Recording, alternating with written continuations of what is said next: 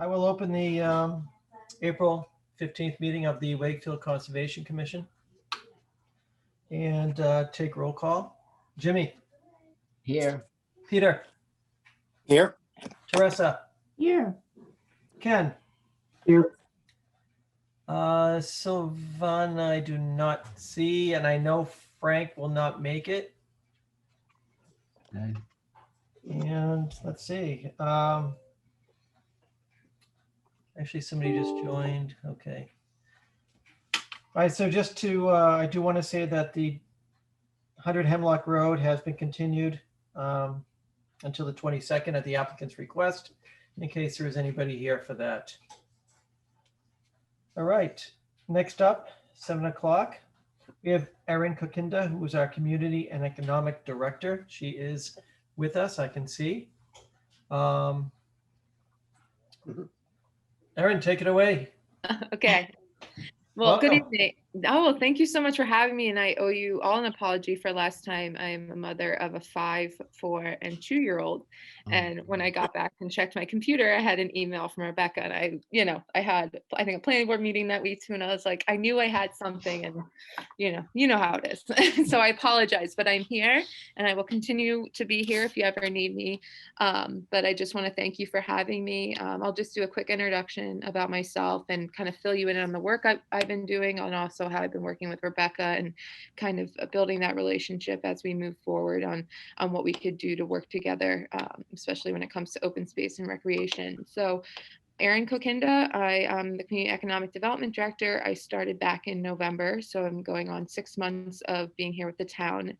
It's been a wonderful experience. I've been working on a number of things, everything from day-to-day planning things to the big thing is, as you can all guess, business support as we try to get through COVID and try to keep as many of our businesses open as possible, but also working with some of our other broker and real estate agents, discussing what office space looks like for not only Wakefield, but moving forward and looking to attract new tenants, especially to the Edgewater and up at the top of the lake as well.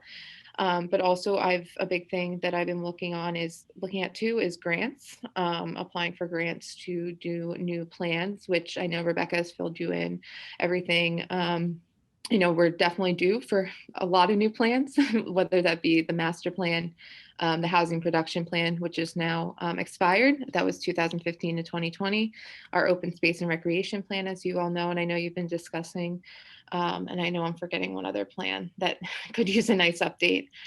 So I've been trying to, and as you can probably all assume, they haven't been updated for a while. So not only is it just updates, but rethinking if we want a new document as well.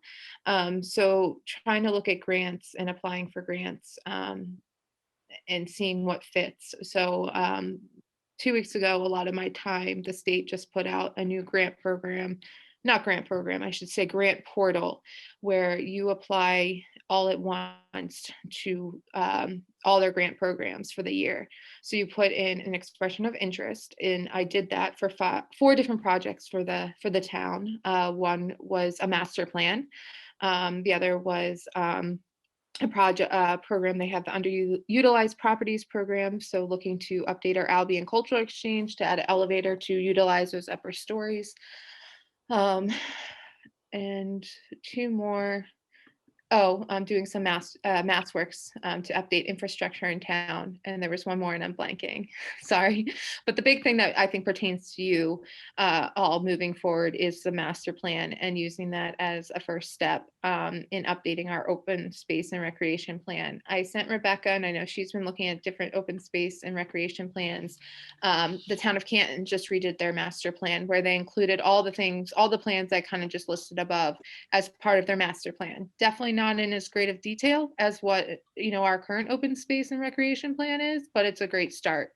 I don't know if any of you have had a chance to jump on our Vision 2030 sessions, which there was a lot of great conversations about open space and recreation last month from a number of residents and folks. So if you haven't had a chance to watch that recording or see notes from that, I highly recommend because I think it's a great starting point.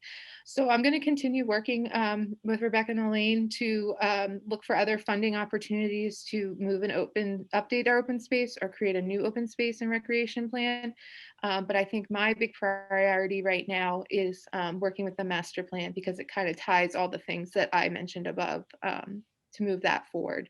But I'm not putting the open space on the back burner. I just feel like that might be the first best step. So, I'm here to help any way I can. I know you worked with Paul Reeves when it came to open space, and I'm a firm believer that any sort of development needs an open space or needs green space, open space as part of their development. So I think that's really important.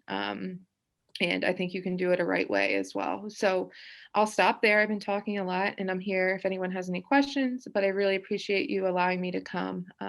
And I look forward to hopefully meeting you all sooner than later in person. And I'll end with a smile, because usually you can't see people smile now. Thank you, Erin. Thanks. Any questions for Erin? Anybody? Jimmy, you must have a question. Cool. Jimmy. I really don't right now. I'm listening. I threw Actually, her I have a off there. Erin, do you remember when we were talking about the Vision 2030 was going to put out a questionnaire or survey or something like that? Did we ever get any results from that about the community, what they were looking for? Yeah, and I don't have that open in front of me right now, but we did get, and I can find out, any information that gets sent to us is public information, but we did get and I was a note taker, so I can show you the notes that I had. But we did get a lot of feedback, and we consolidated from the open space, all the other topics, but open space and recreation was one of them. The big thing, which you can all probably guess, is the lake and protecting the lake and what's around the lake. But also, a lot of what I heard of too, a lot of people said our assets in our community is our parks and the recreation opportunities that we have. But I can get Rebecca that document to share with you. I think there was a lot of great input from the community. All right, great. Thank you. Yeah, no wonder. And they're going to put a report together at the end that will highlight those topics. And I think a lot of them kind of, even if it doesn't say open space and rec, it does tie into that topic as well. So I'll make sure I share that information. Yeah, I Did think they we- have a good response from people? So hey, go ahead. Sorry. No, so at the public meeting, which if you all can attend our second one, it's April 28th, the day after Election Day at 7 a.m. It actually ran really smoothly. We worked with MAPC. They did 4 breakout sessions after every kind of presentation they did. The last one talked about housing, transportation, open space and rec, and I keep forgetting what the second or fourth one is. But next time is going to talk about the environment, which ties into open space and the work that you guys do, as well as business retention, recruitment, what people like, not recruitment, but there's recruitment too, in our commercial districts. And then I was talking about public utility, or that's public assets. So that might be of you as well, because we do talk about like our parks and everything. And I keep forgetting whatever the last one is, but I highly recommend you attend. We had 95 people on our last Zoom call, which was great. We're able to break it out into 4 or 5 different sessions and got a lot of great feedback. So I'm more than happy, if you haven't seen the information about that yet, to send that along. Mm-hmm. And then we'll have a third one at the beginning of June. I think we don't have a date set. But it's a really great, for a master plan or whatever plan comes next, what I get funding for, it's a good starting point, I think, for the community. So. Excellent. I think we definitely want to see the results of the questionnaire. And I was going to ask when the next meeting was, but you answered that question. Yeah, and I can send that along. I know they just started really promoting it, and we're going to be making a hard push at election day as well. So please help us spread the word. We want as much engagement as possible from the community. So. Are you combining the open space plan with the master plan? No, not combining. That there's a part, within the master plan, you can have an there's actually 3 or 4 different chapters within the Canton one that I saw that can pertain to the work that you do. One does say open space and recreation, but then there's other stuff with climate, conservation in general. But no, I plan on updating or doing a new open space and recreation plan with Rebecca, in partnership with Rebecca, at some Okay. point. But I think a priority for the town, because we keep hearing about, the development and where we're going and the Right. community, should be the master plan. And then I think, again, it gives us a good starting point where people feel for the open space and recreation. I think it can point us in the right direction. Well, are you able to work on both plans at the same time, or do you have to concentrate on one thing, or? I mean, how long? Capacity wise, I think that'd be really hard. But I haven't, I think there could I don't want to say definitely, that's a strong word. I think there could be overlap at some point. But I but mean, then- you're not actively working on the open space plan right now, right? No. No, so. I've looked at it. I've been reading through it, making notes, comparing to what I've been hearing at Vision 2030. But no, I have not taken an active approach at updating or starting a new one yet. Okay. These plans, as I'm sure most of you know, they take A lot of work. a lot of work. It's a full-time job. So, I just Yeah, I no, just want to make sure we get the best product Yeah. possible. So, okay, and it is important for the community. I know for you as well, it's an important document to have. Yes. So Mhm. I'm not forgetting that as well. Mhm. Would an open space plan talk about like having a more specific procedure for, of considerations the town should have before selling town-owned undeveloped land?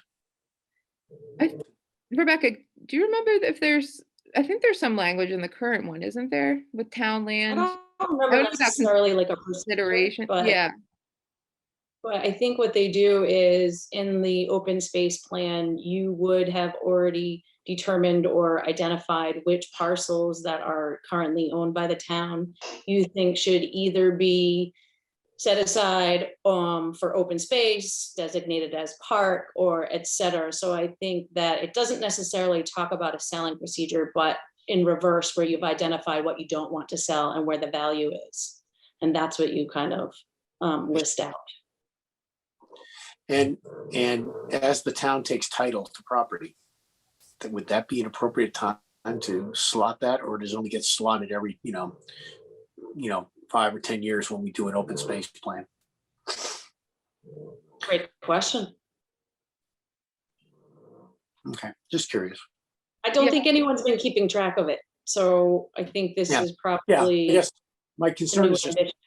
every time there's a piece of town-owned property that's undeveloped, that someone makes a proposal, that it seems like it's just it's done on a very ad hoc basis, depending on, unclear what it's depending on. And I just thought maybe I didn't know how to, that would be something I would love an open plan to at least provide some structure for considering the wisdom that, would be so it wouldn't appear to be ad hoc.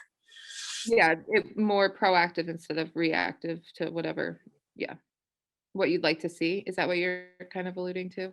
Yeah, I'm just talking about just what I've experienced when town, when their town owns a lot of, it owns undeveloped land. Someone makes an offer and someone proposes to buy something now. And then it just seems like these are just all made on a case-by-case basis without any structure to, sort of statement of policy about, that and is an important resource, and undeveloped town-owned land is an important resource, and something that would make it so that the decision to sell it would not be made lightly. That really is my. Good point.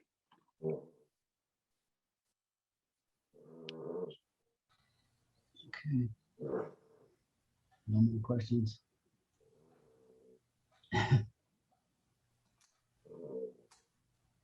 Anyone have questions? I don't know, no questions. We'll think of some. Next time we'll write them down. Well, I appreciate you having me come. And like I said, we used to have chat, but I think it's been disabled.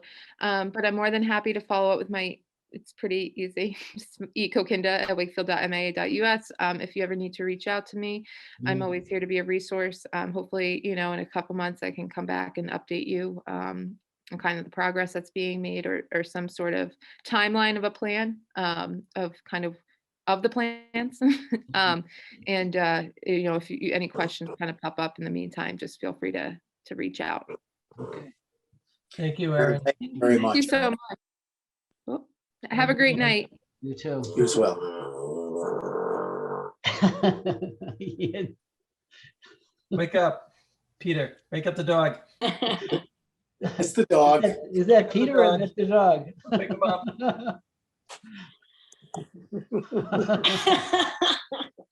He's got a deviated septum. We're gonna have to get a little more lively conversation going here. Oh, God, that's funny. All right, so next is some old business and new business. Any particular order, Rebecca or Elaine, that you want to take these in? Me. Doesn't matter. Mm-mm. No preference. Okay. Okay, how about Mackenzie Lane, 65 Montrose Ave, DEP 313215. Request for certificate of compliance. I think, Elaine, are you working on that one? Is Elaine here? Elaine here? Yeah, Elaine's here. Yes, Elaine is here. She's muted. Which property was that? I'm sorry, is that the one that has the double lot that goes back? So I think from what I know about this one is that a while back, there was an NOI or order of conditions tied to a lot on Mackenzie Lane. That's where the work was happening. And when it got recorded, from what I understand, it somehow was recorded on not only Mackenzie Lane property, but also the Montrose Ave property deed. So they're trying to sell, or at some point, I believe that's what's happening, and they want a certificate of compliance to get it off 65 Montrose because it never really should have been there in the first place. That's how I understand. Okay.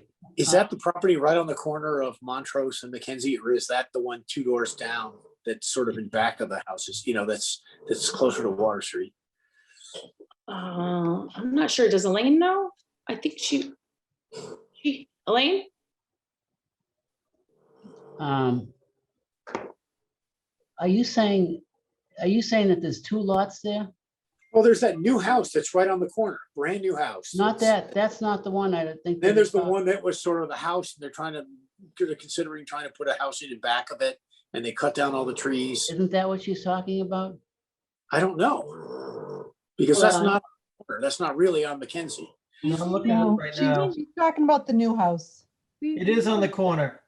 Okay, all right, so that's the one that they call it Montrose Avenue because the house that they tore down faced Montrose.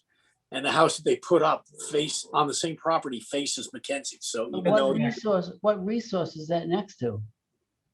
So I think for 65 Montrose, there's nothing there. It really is a formality. Somehow it got documented on that deed as well, even though the order didn't apply to that lot.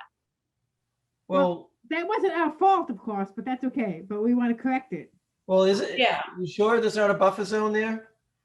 yeah, so your question is why is it even before us? That is your point, right?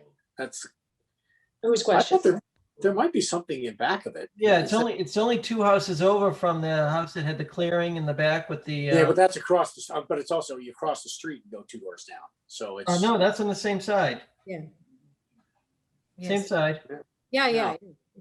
Well, not on the same, it's on the same side of Montrose. In other words, Right. it's the same. right, but it's not on the same side of Mackenzie. So in other words, you'd have to cross exactly. Mackenzie and then go, and then walk down 2 lots after Yeah, you've crossed the yeah. street. Right. So I guess I'm saying it's not, I can't understand how that would have anything in the world to do with that house, the house that we've been having the discussions about. That's true.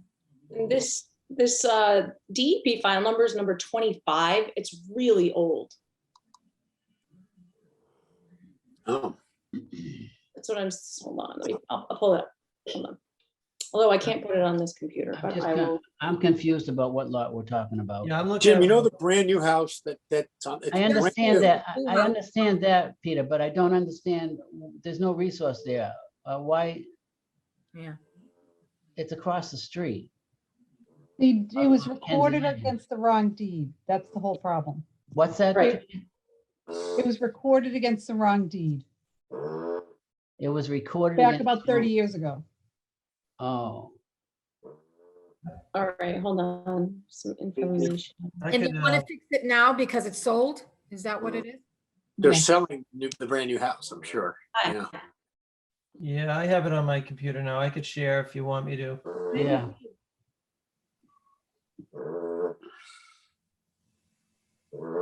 Okay, hang on.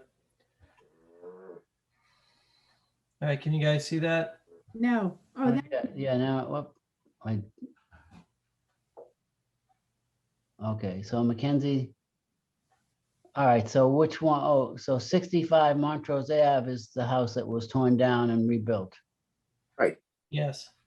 If I could interrupt for a quick second, guys, I have Elaine on speaker. She's just having problems, so she wanted to tell you something. All right, go ahead, Hi, Elaine. can you hear me now?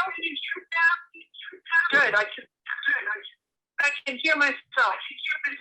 Okay.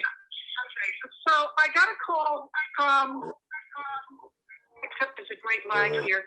I got a call from the man who is at 65 Montrose Avenue. He's looking to sell 65 Montrose, and the buyer's attorney did a title search and discovered that at one time, 2 Mackenzie Lane and 65 Montrose Avenue were one lot, which evidently had an order of conditions on it. So the lot was subsequently split, and what he's looking to do is, he's looking to have 65 Montrose Avenue be issued a partial certificate of compliance and remove it from the order that covered 2 Mackenzie Lane. I've spoken to the attorney for the buyer who had the concern, who gave me the language that she's looking for the buyer to accept the certificate of compliance. I'll just read it out. 65 Montrose Avenue, being Lot A, is shown on the plan, recorded in book and page, and listed, and originally being part of Lot 2, as shown on the plan recorded in, gives the book and page, is hereby released from order of conditions 313-25 and gives the recording information. I went out to the property and took a look at it, and there's nothing on the property that would pose any problem with a resource area. So based on that, I would recommend the certificate of compliance issue. Can I Okay, make a motion? Can I make a motion to issue a certificate of compliance for 65 Montrose Avenue? Yes, you can. So made. Is there a second? Second. Okay. I have a question, Elaine, the wording of it, is it clear? It needs to make reference to the deed that shows just the released parcel. It can't make reference to, you see what I'm saying, is we want to keep the NOI on the remaining lot, right? That's why this is a partial. No, I understand the word parcel. No, I do understand that.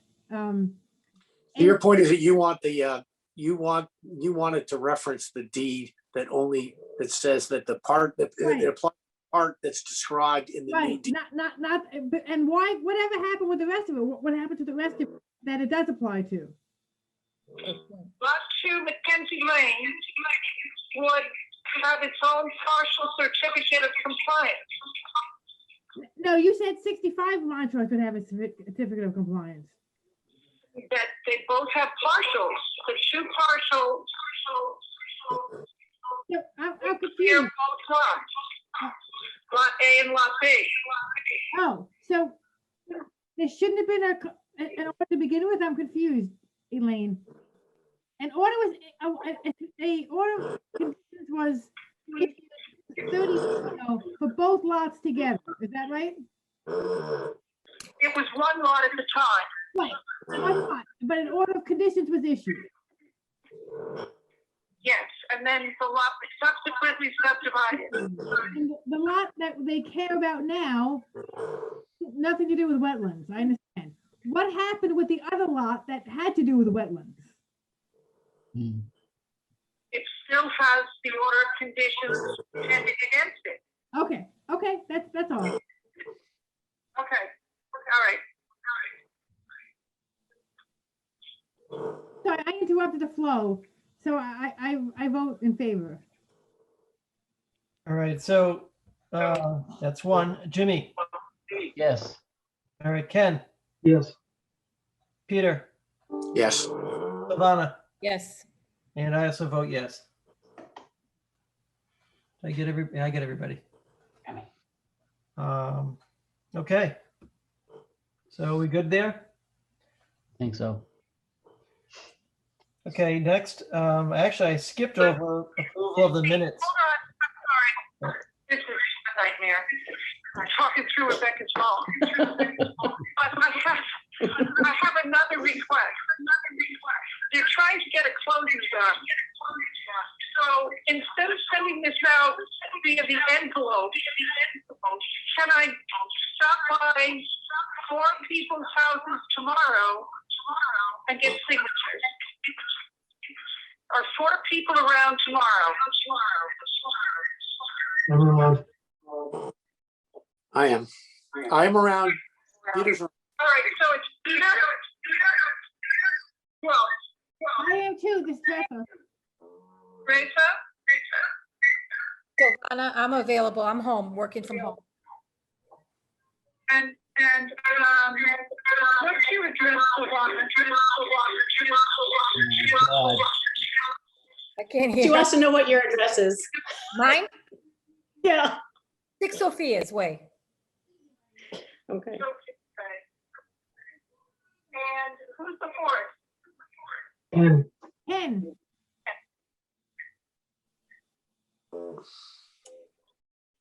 Okay, thank you. I'm going to hang up on Rebecca now. Rebecca, We'll get rid of Elaine, the can I ask you a second. question? Elaine? I can still see and hear the rest of you. Okay. So if you're gonna go to everyone's house, can you drop off the paper copies? Mhm.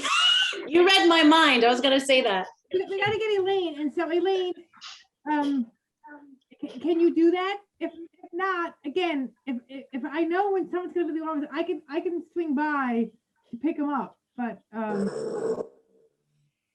Well, I was hoping to deliver them to the lawyer's house tomorrow. Does each one of you want a separate copy? no, this is a different request, Elaine. Request, yeah. This is Rebecca, you say it. So Rebecca has hard copies of new filings that she wants to get to us. The question is, can you, since you're seeing a bunch of us tomorrow, can you take those new filings in addition to what you're having us sign? Could you take those to us? Yes, one-stop shopping. Yes, she will take them. Okay, thank you. Okay, well, I want a copy of the, Jim, I'll get you one. I'll get 2 and I'll give you one. okay, Great, yeah. I appreciate that. Thank you. It's gonna be a long haul getting them to your house, you know. Yeah, so somebody needs to take all the extra copies too, so the rest of us can get them. Sounds like you, Peter. I'm happy to take them. I'm working from home these days for the most part, so. She can do that. Perfect. Thank you, Elaine. Thank you. thank you. Okay, I did skip right over the approval of the minutes from March 25th. So let's take care of that. Anybody have any questions, comments, corrections? And if not, would somebody like to make a motion to approve the minutes from March 25th? I move to approve the minutes of March 25th. Is there a second? I'll second. Okay, polling each member. Jimmy, Yes. Ken, Yes, Teresa, Yes. Peter, Yes, Silvana, Yes. and I also vote yes. Minutes are approved. Okay, we have authorization to sign for commission from Rebecca. Yeah, so just when we were going over the consultant proposal, I realized that you haven't authorized me to sign for you guys to pay bills and all sorts of other things. So I have the old one. You guys did it back in 2013, but then in 2016, you guys redid it with just Elaine and it had her name on it. So I'm not covered under that. So if you guys could vote to authorize me as well to pay and to sign for you guys. Okay, would somebody like to make that motion? I'll make that motion. Do I have a second? Second. I was so eager. I'll third it I then. was so eager. Second, I'll third it. Can I ask a question? But it's just, it's not to sign orders of condition or things. Is it to sign everything? Nope, it's not even to sign everything. I can read to you what it said previously. If I just open it up somewhere. Where did I put it? Oh, wait, it's on my computer. Hold on one sec. Got it over here. Basically, it's to pay average, it's not to pay consultants. So for instance, Oxbow still would have to have Jimmy come in and sign it. I wouldn't be able to sign for that. But it's your daily things like office supplies or Yeah. postage or I just wondered. you know what I mean, like all that. It's a little bit of a formality because I've actually already paid some of those, but I should have that paperwork, so it's that kind of thing. Okay. I can actually, what I could do is I can send you guys, I'll email you the old letter that how I had written it up back in 2013, and then it was the same language that you guys used in 2016 for Elaine. Like I said, just needed it again for me. Do you have it to share right now? I can. It's hard because I don't do it on this, I don't do the Zoom on the work computer. So I just have to look it up. Just take a sec. All right, so it says, and I can read you what it said in 2013. Come on, it's opening.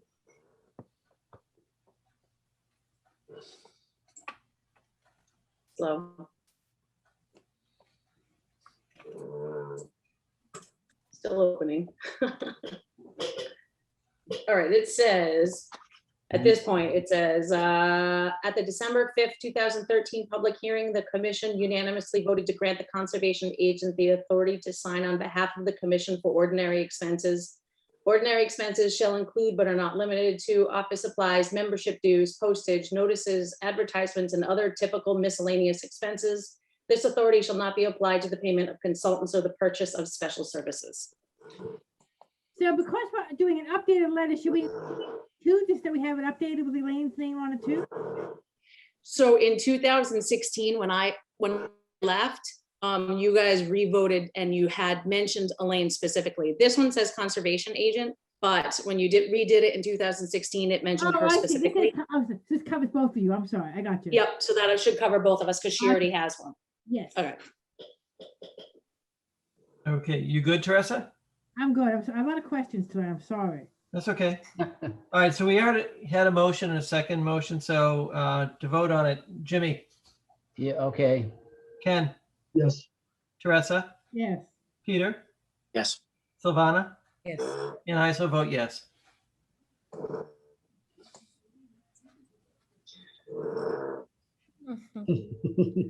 That's unbelievable.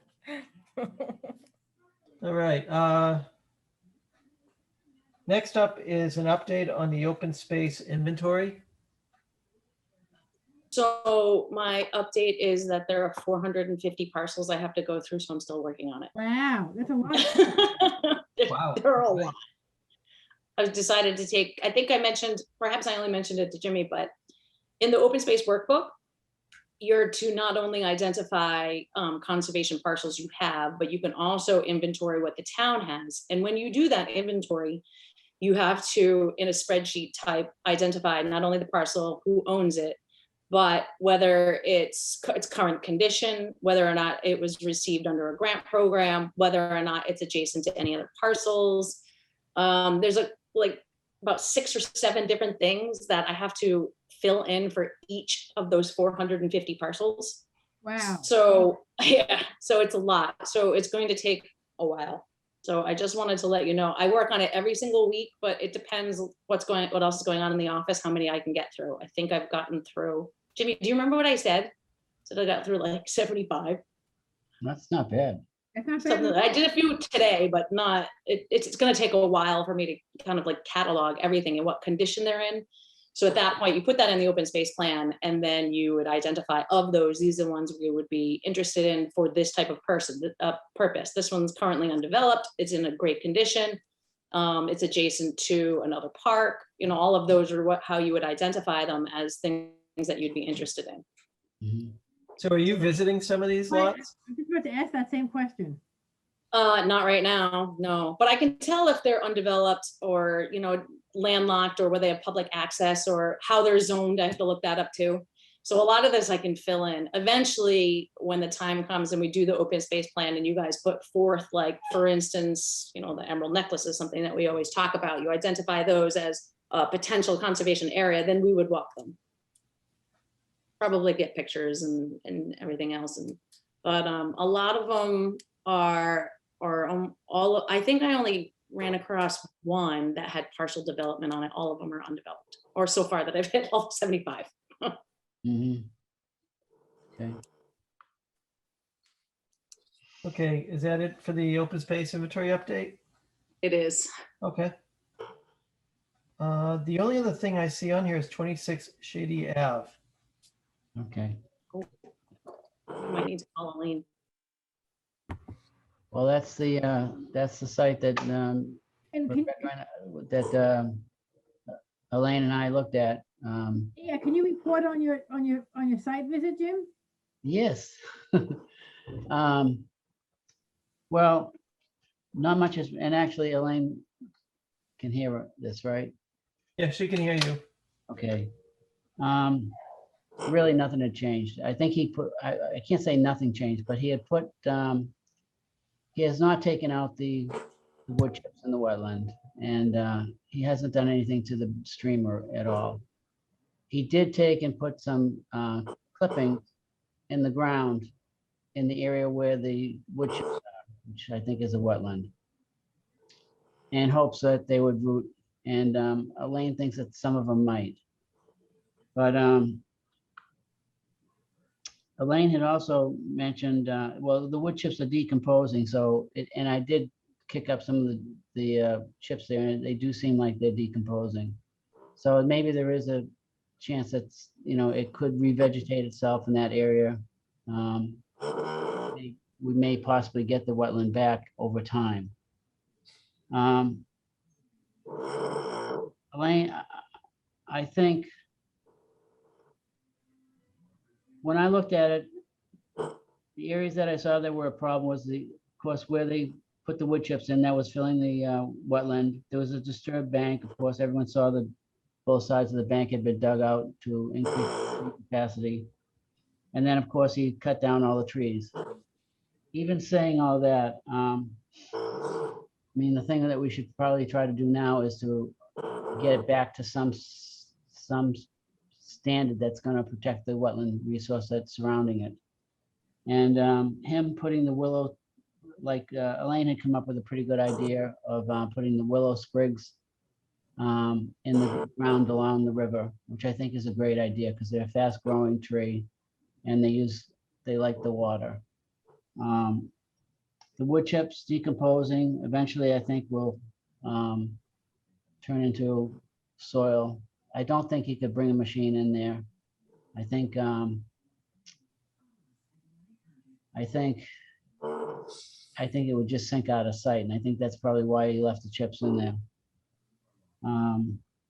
I think we should talk about, I don't think this is a project that you're just gonna get this thing back to its condition it was before all this happened.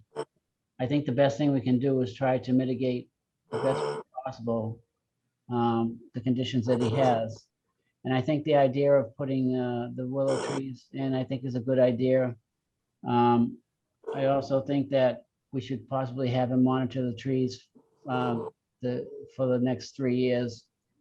You know, just as an incentive to get something growing along the bank again. Who's got the cursor right I now? do. Bob, can you just run the cursor over the area? If you had to draw a border, you know, that would separate area that can't, you know, that can be disturbed from area that shouldn't have been disturbed, where would that be? I'm just trying to look now that I see this nice visual of the property. Well, it's kind of tough to say because I don't have the, before picture right now, but the wood chip area Jimmy is referring to is in this general area. Right, Jimmy? Where is your pointer? Oh, right there. Okay. Yeah, Um, that's the wood chip it's area, hard to correct? tell if that's the stream looks further out. Doesn't the stream look more to your right? Well, here's a stream, and with the canopy, you can't tell how it winds through here, but it does turn, I believe, to the left, heading up this way. But I believe that's the wood chip area is either right here or right, I believe that's the wood chip area. yeah.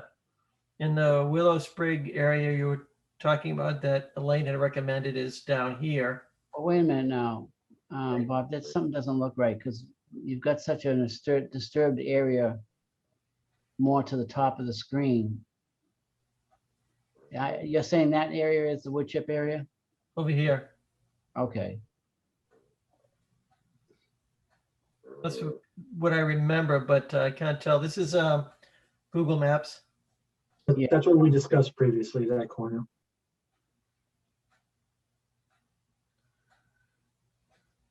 Okay. I have a message from Elaine that says the former wetland line was the line between the two remaining trees. Yeah, where's the two remaining? Oh, So And where does it draw to? Does it draw up to the V that it makes? Look at that little V. Keep going up, keep going up. That's the V. That's the point of the V. Would that be the line starting there and ending at the two trees? Is that approximately the line, Elaine?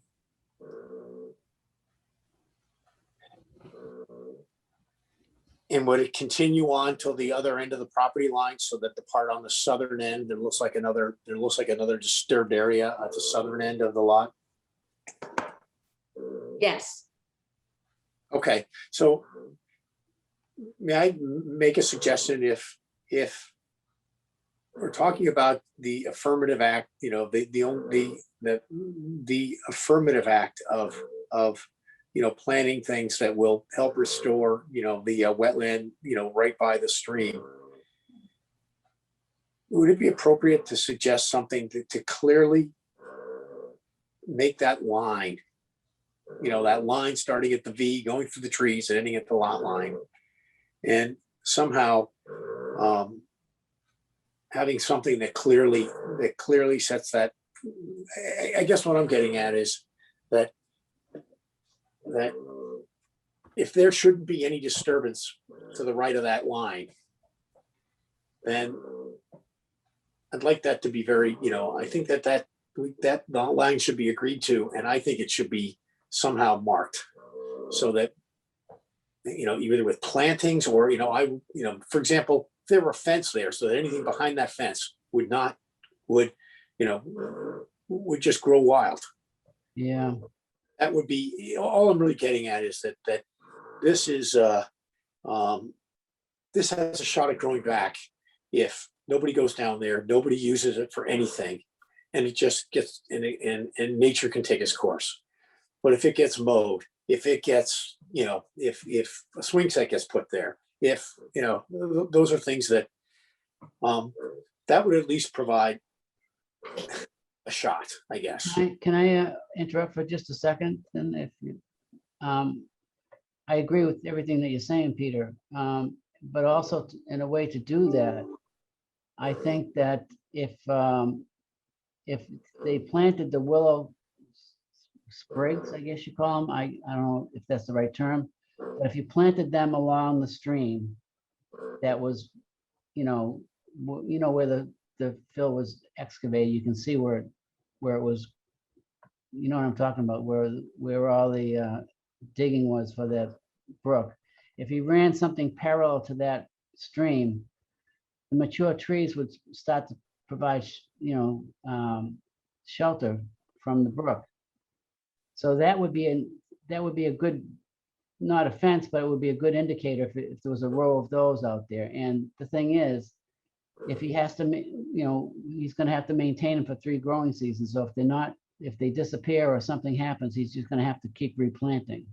So I'm confused about where the willow shoots are going. Jimmy's talking in this general area, I believe, right, Jimmy? I'm actually talking, do you remember where he dug the brook out and he put Yeah. soils on the banks, right? On both Right through here. Okay, well, that's the same area. That's about the end of where he actually disrupted all the area. So I'm thinking if you pick some distance away from the brook, I don't know what's appropriate, and put, maybe 3 or 4, or even maybe more. I don't know what the appropriate spacing is for something like that, but it would act as the barrier that Pete is thinking about. Yeah, but you're talking way down No, here. He was I'm talking here.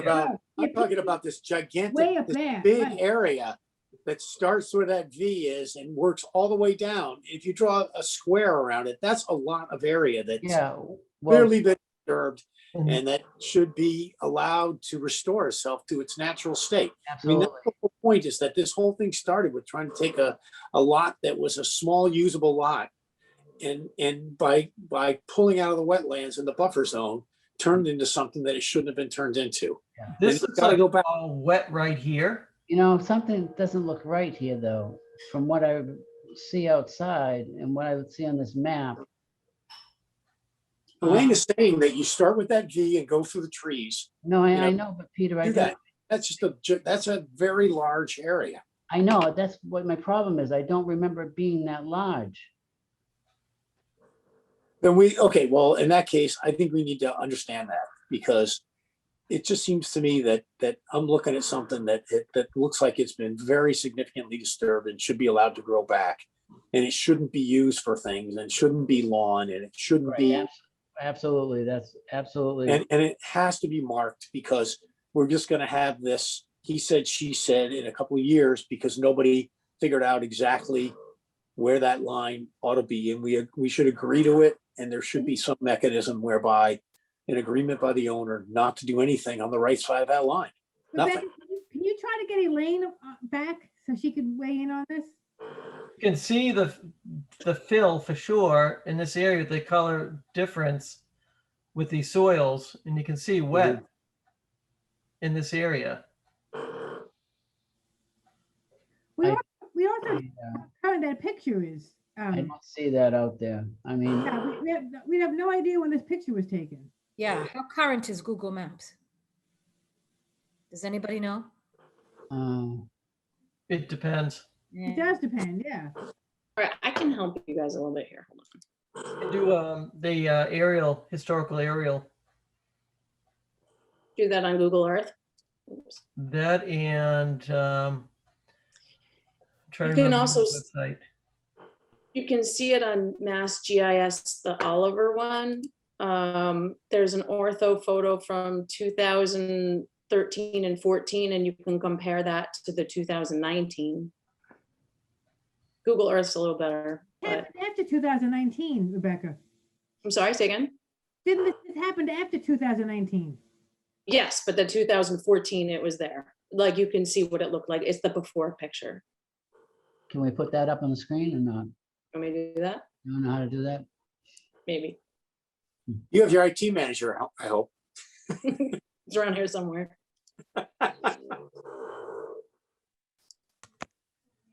I think the point is that we need to find a way to stabilize the area. And Peter's absolutely right. We need some kind of a boundary. Although a better boundary is to take ties off the building or something like that, because the other boundaries that you put out in the field can move.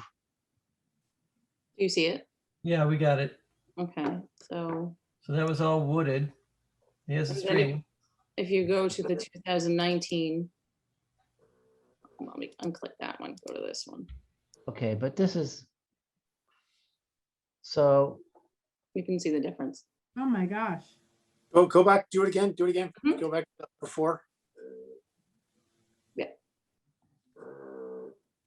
You can do the timeline on Google Earth too. It's a little bit better than this, but this will do.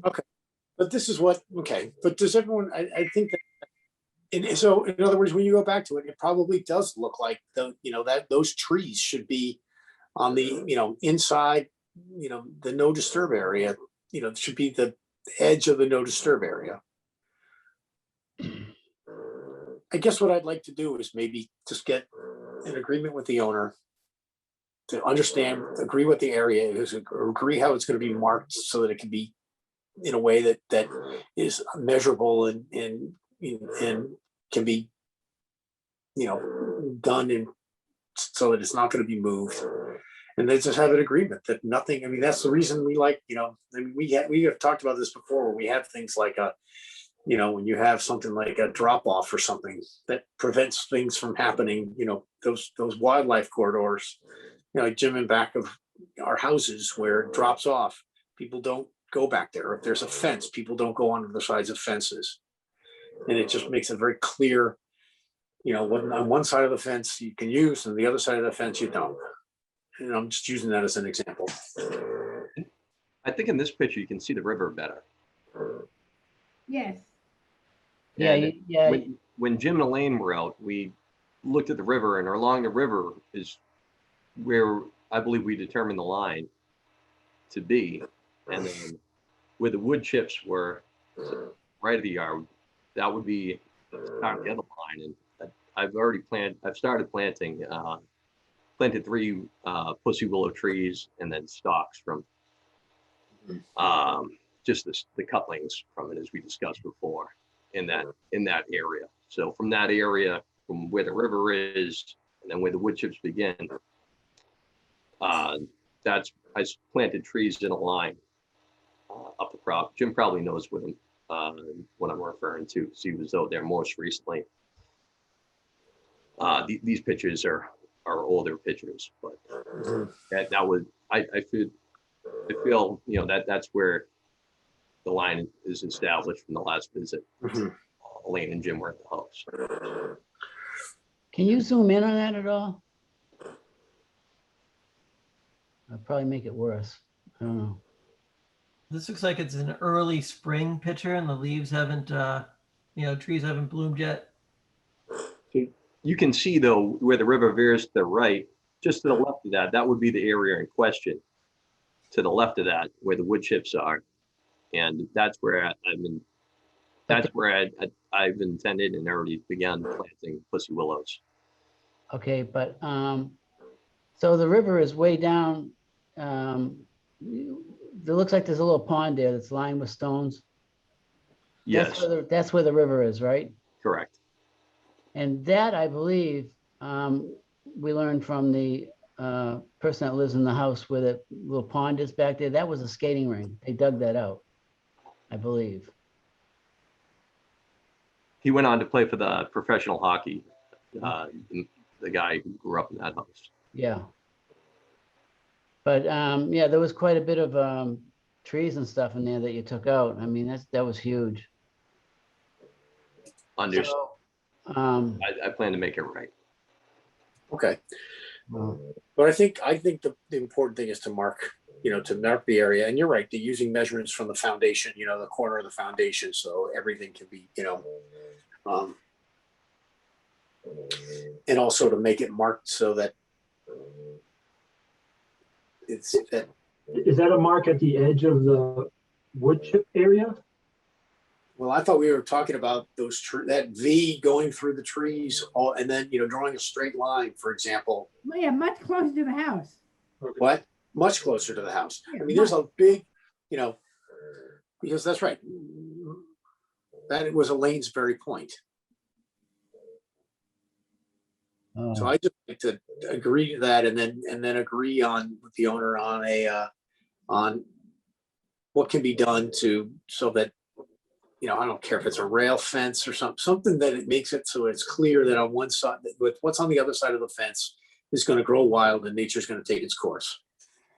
With the exception of maybe additional plantings in that area to accelerate nature taking its course, but not mowing and not use of it as a lawn.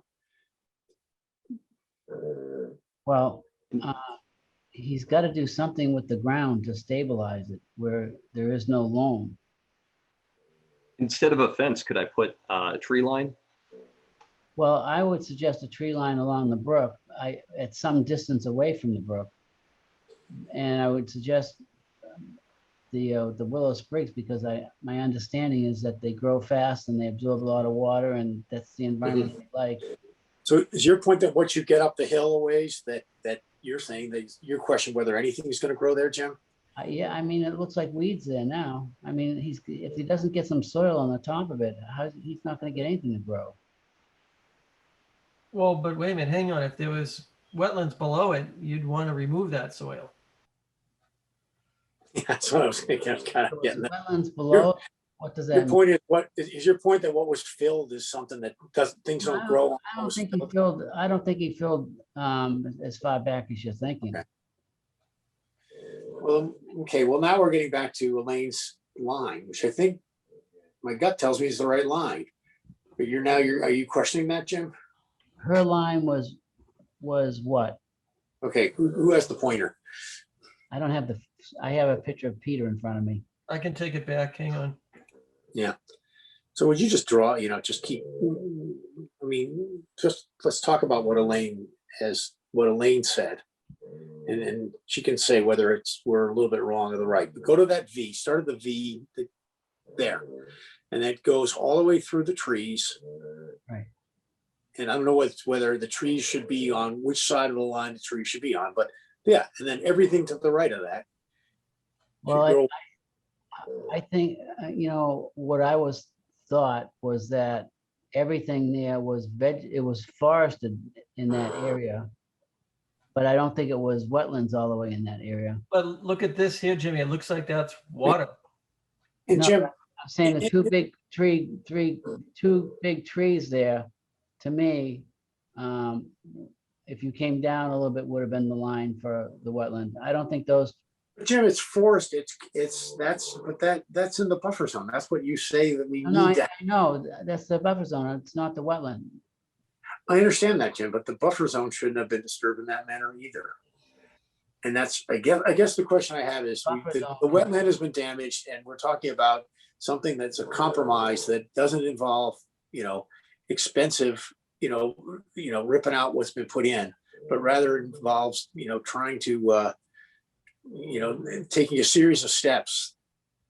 And I think that there should be I don't think it's inappropriate to get agreement from the owner on. I agree, but I don't think the wetland went that far up, because the grade goes up too steep for that. I understand it, but we're talking about restoring the buffer zone adjacent to the wetland as well. I'm talking about planting in the buffer zone to protect the resource, which is the wetland, which is the stream, which is the bank. So I think you're asking him to go further than he actually should have to go. Well, Jimmy, we can look at these trees, identify these trees, what type of trees they are. Yeah. And know if they would have survived in a wet area or not.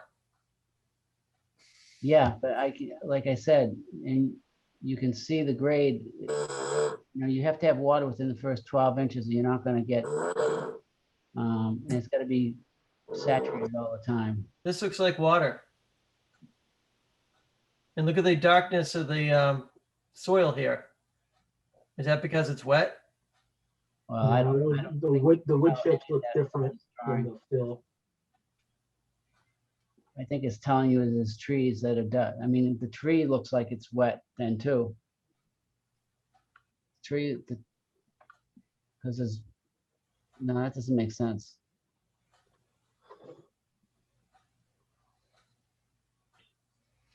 I think the Are point. we trying to get a plan that's gonna make this look more or less like the photos that, the before photos? I mean, isn't it as simple as that?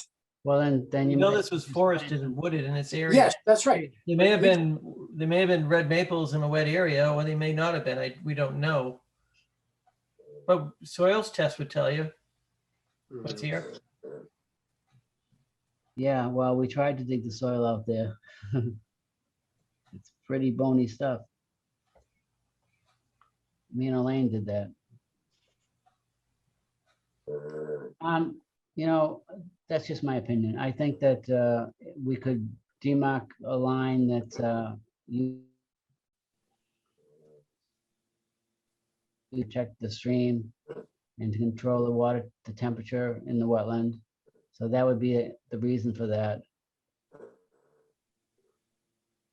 And I think that the idea of marking a couple of points is a great idea if we tie it to the house.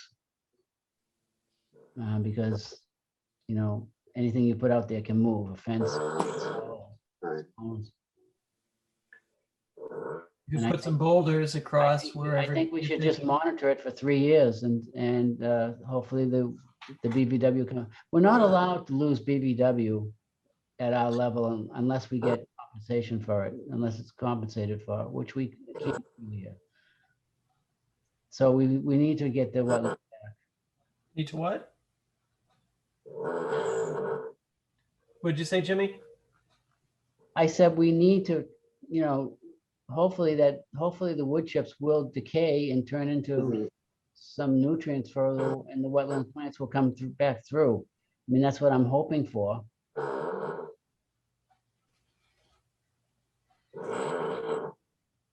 And that was Bob. probably right here.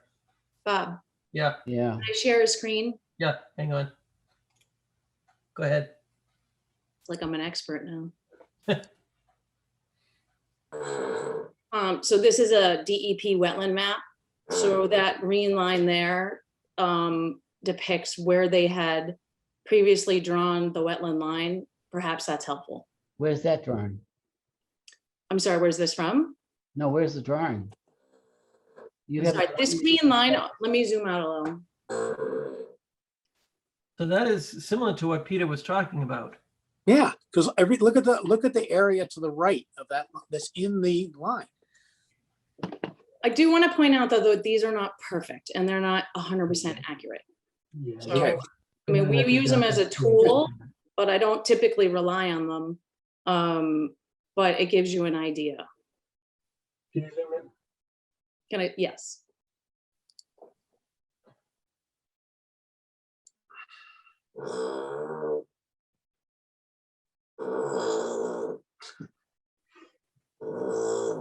And those are the two trees. Are those the two trees? It goes right between those two trees, right? No, those two on the bottom are different ones. Those are ones closer to the river. Those are not the two trees. Now you see there's a shadow just to the left of the green line. There's a shadow of a tree, and that's the big one. A little bit up. Bob, I'm going to send you a picture that I tried to overlay the trees on last time. Looking at the different aerial photos, if that helps. Or do you have it? You can just you can just share it right on your computer.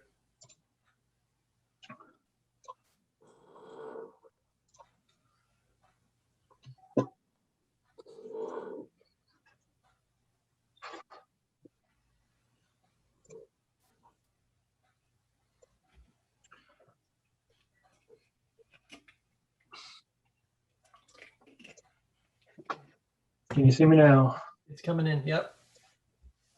Okay, so this is just something I did on the side. I tried to overlay the different aerial photos and I marked out which trees I saw in the field, and then I overlaid previous photos before the trees were cut down. So the dark green are the trees that I did find in aerial photos and they do match up as being on site. Peter, this is that big one that's kind of in the middle of that entire area. The blue is the stream. And this is the area we previously identified as the wood chip area. Now this area was a little bit higher than that wood chip area. It did kind of slope up. And then all the red ones were trees that I thought, I can't be 100% positive or anything, I thought that looked to be there previously before this photo. So you can see there's an existing tree line down here. There's a stream. This is existing.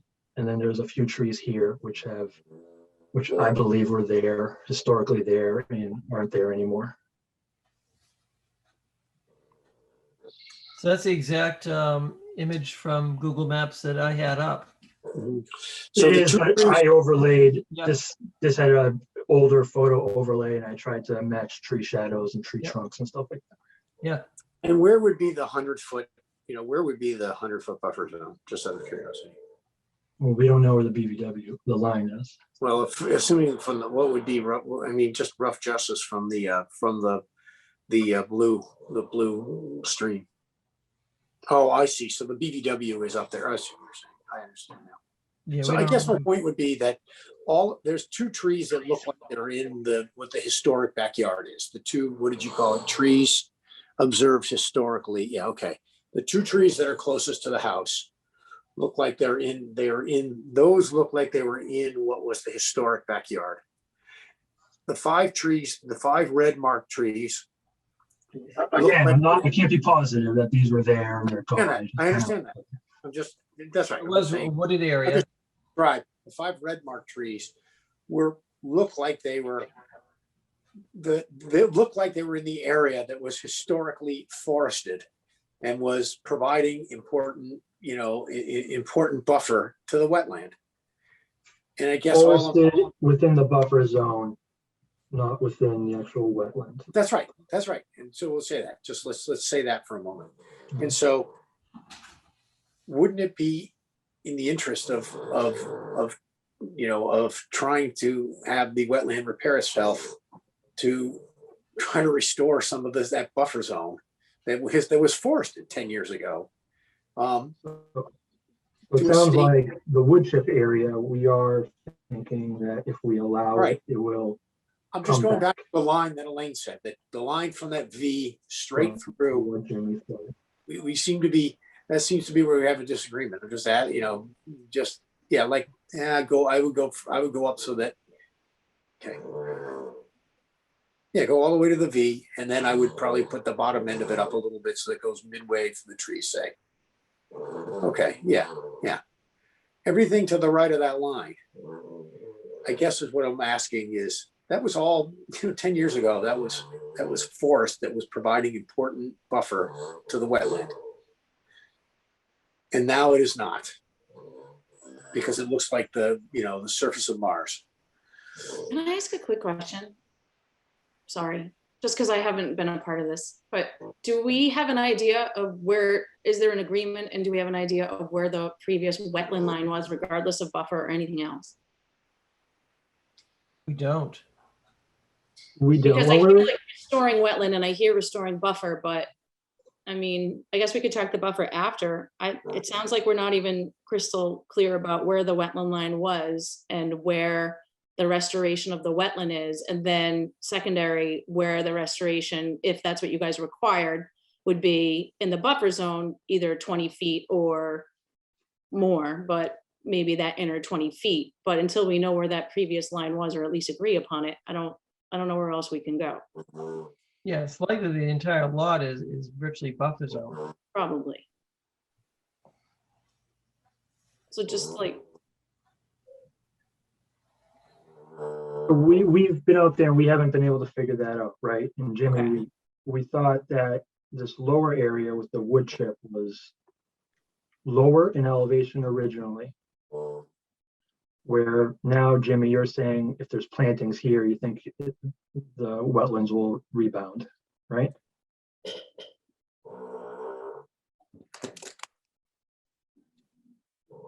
I thought Jimmy was talking much closer to the bank. Okay. Sorry. That's what I wasn't clear about. I'm sorry. Jimmy, can you hear us? Pardon?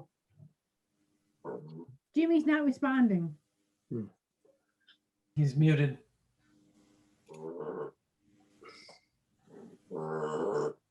Jimmy, unmute. There he is.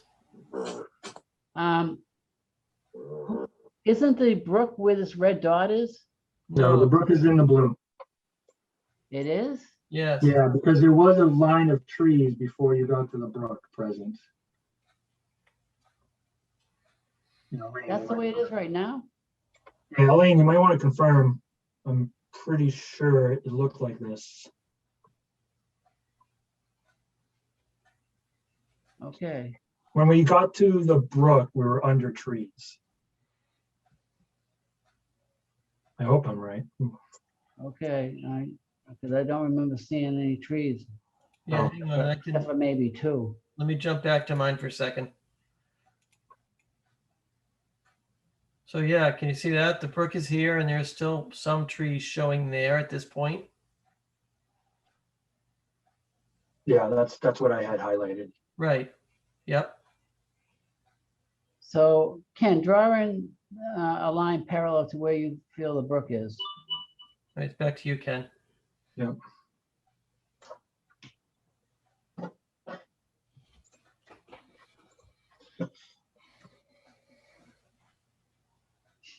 So the brook I had was blue, and I can pull it off.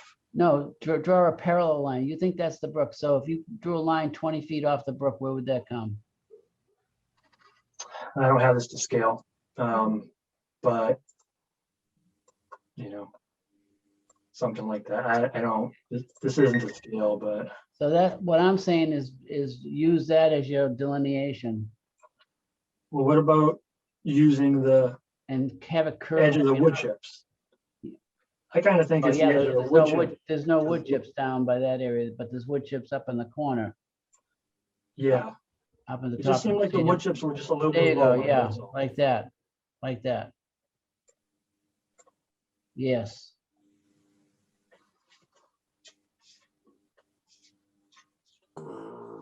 I mean, that looks like it's going right through wet areas right now, that line. yeah, I don't, that's hard to, that's deceptive to guarantee that that's a wet. Yeah, no, it's a way. I think, but I mean, in my mind, that's what I was envisioning, something like that, planting along that whole line. And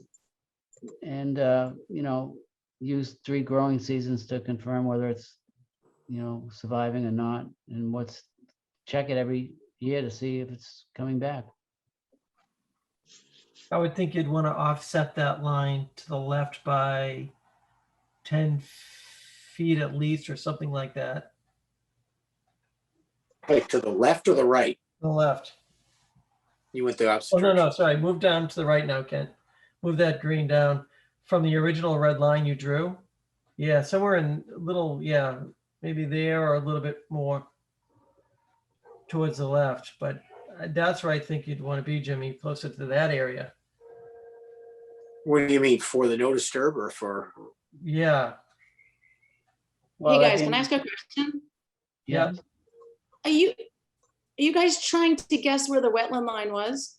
That's part of it. Yeah, Because we had difficulty determining where it was in the field. Is that correct? yes.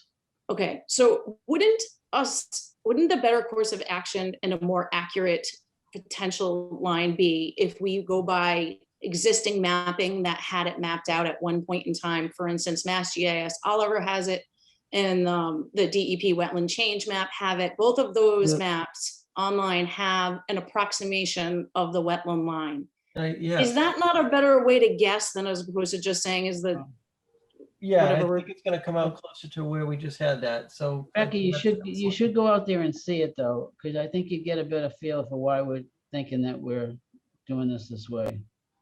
It's No, I definitely think it's tricky. I think that there's a lot of evidence that you would use is probably non-existent anymore, which is Right. why I feel like the best course would be to go by something that was in existence. I agree. I agree with that, Rebecca. Okay. I mean, it's better than guessing. I mean, and when I said that the Okay. wetland maps aren't 100% accurate, I mean, like they can be off by like maybe 5 feet. They're not off by 20 feet. But that would take us to Where would the, that, where do we think that would be if we superimpose that now? I'm sorry to be, I think, because I like Ken's map. Ken's map I can relate to. I just sort of like to understand now. Hey, Ken, can you just put that line on your map?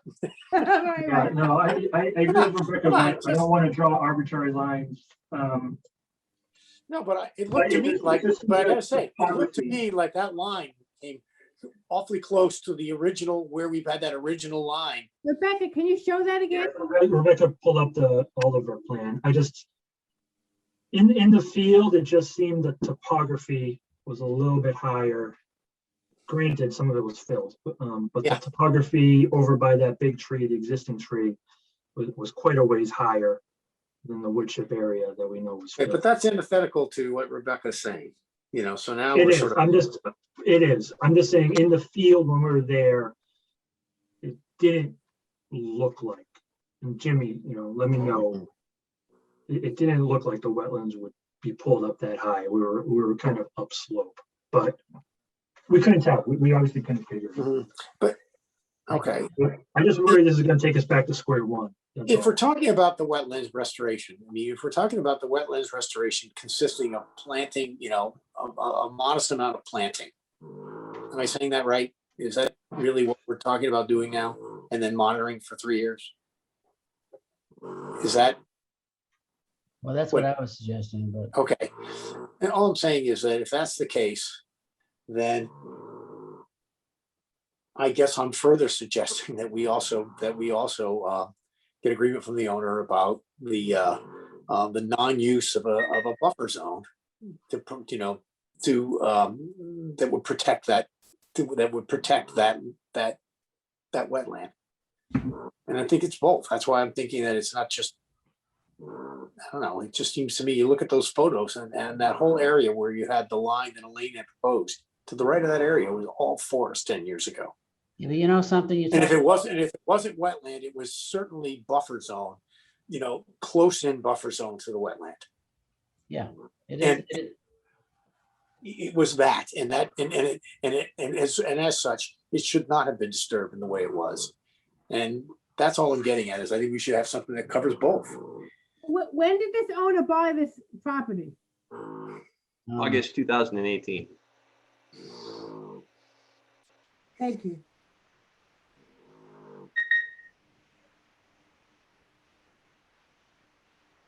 Okay, And I'm not asking a lot of money to be spent. I'm just asking that it not be, that what was forest should not, that if it's mowed lawn, it's just not going to provide the protection.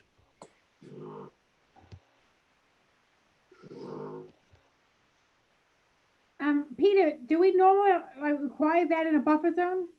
I understand we're trying to make this right, but. Yeah, and part of it is there's some rough justice here. We're making accommodations here to reflect the applicant's the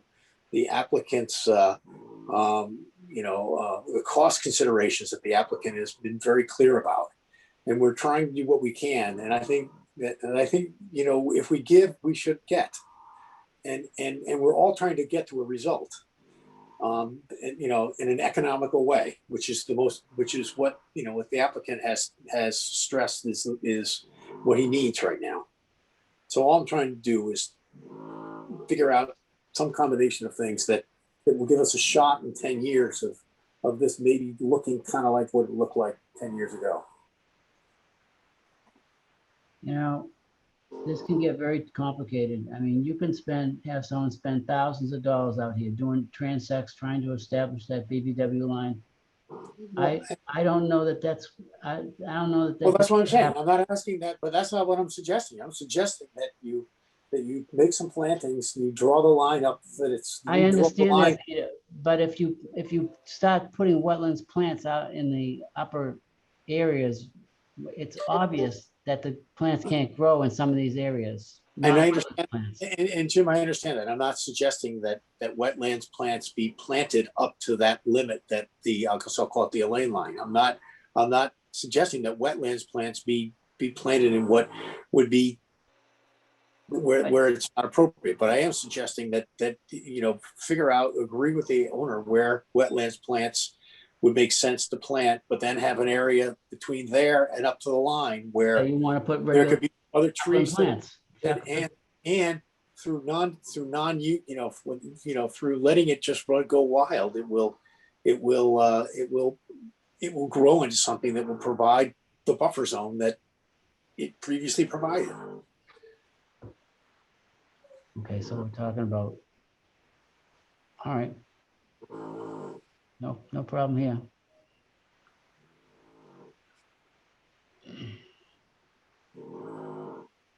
Okay, where we at? Let's have some more discussion here.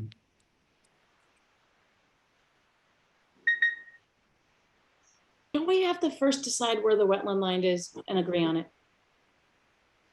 I think this was an effort to try to make this make it so that he has enough money to do this. I know that's not our problem, but. Well, It's a reality. I think you should just agree on the wetland line and we can get it off of the maps, as that might be the best case scenario. And then you don't necessarily have to replant the entire wetland. We can discuss the next step later, but step one is you really need to figure out what you guys are talking about. Like where? Can you show that Oliver plan? The mapped wetlands line? I have two different maps that I can show you that give an approximate, and it'll just tell you where you shouldn't move forward. And then you guys can discuss at that point whether you want him to restore some of it closest to the bank and whatever, but that would be your future no disturb line, of course. Okay.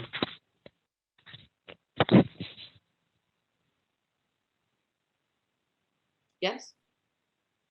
Can you show us that plan again, Rebecca? Sure. Yep, sure.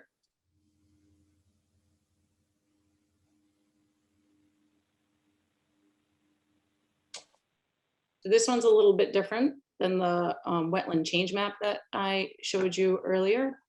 I can turn on and off the ortho photo so you can see the wetland line here. This is Mass GIS Oliver. All of these are just right online. So there's the wetland line there. And if you turn on the image. Which one is our lot? What? Where the teardrop is. Yeah. Oh, sorry. So I kind of went back and forth a bunch of times. It'd be much easier if I could draw something on it, but I can't right now. But nonetheless, if you get a visual and it gives you an idea of where we're talking about the line to be. So you can use this as one tool to guesstimate where the wetland line was. In addition, we have this one. Here's a second tool, which is similar to the first one. That's better.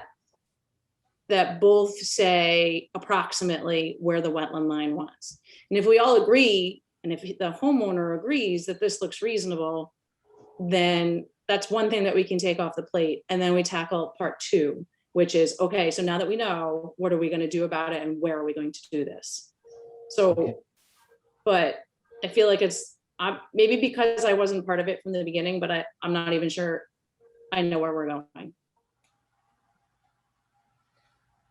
Well,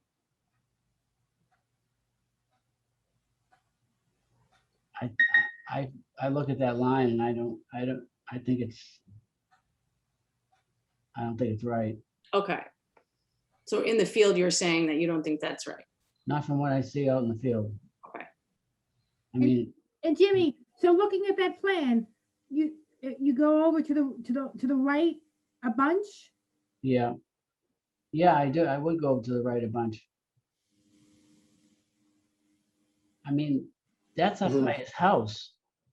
That's much higher than the water table down there. Let me scoot over here for a second, just because there's a topographical line here. Where is Elaine? Is she here? I'm here. Can you hear me? Yes. Oh, yeah. Elaine. Okay, good. I'm back on again.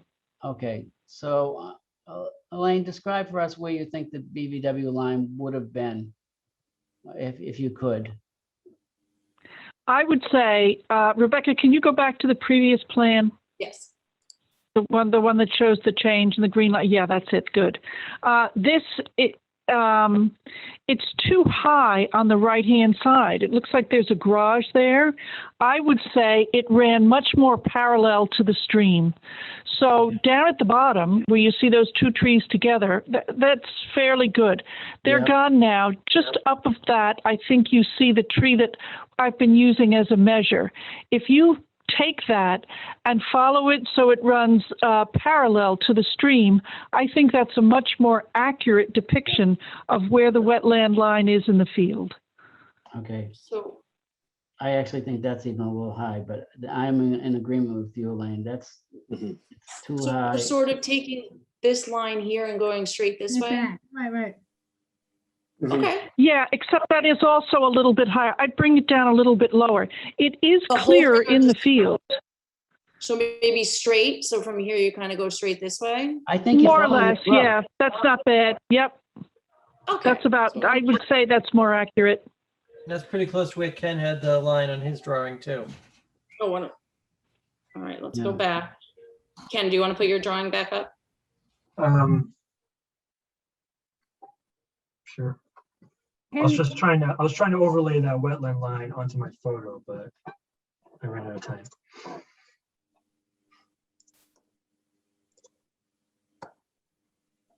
So at least if everyone agrees on that, then you can talk about where you would like to see plantings, and perhaps you have some more on one side and not any on the other, or et cetera. Or you say you want a couple of facultative plants towards the top and maybe the willows towards the river or stream more.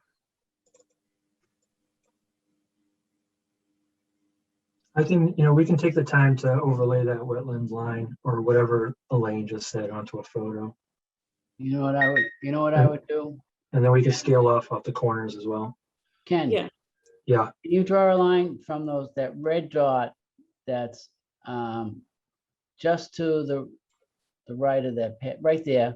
Yep. Draw a line from that one down to the next one to the right. So that's closer to the right there. All right, and then come down to this right there. Keep coming until you hit that other dot. Yeah. And then down, yeah, that's where I think the line is. And the other one would have to go up further. let me look at it. Well, like I said, we can look at, okay. That looks closer to being accurate to me too. I might take it a little bit higher so it's just a little bit below that existing tree that remains from the last red dot to the existing tree, but that's the only change I'd make. Nope. You go back to the dot you were on before. Yep. You've raised the whole thing too high. Yep. And then take from there up to just below. Yeah, that's better. Yep. So Yeah, I follow the that's what Jimmy and I saw in the field. Yeah, and that followed the topography that I saw in the field. And that would be a wetland. That would be the wetland. That would be the presumed wetland line. Yeah, and that, yes, and that would be the area where if you planted those willow stakes, they would have the best chance of survival. Okay.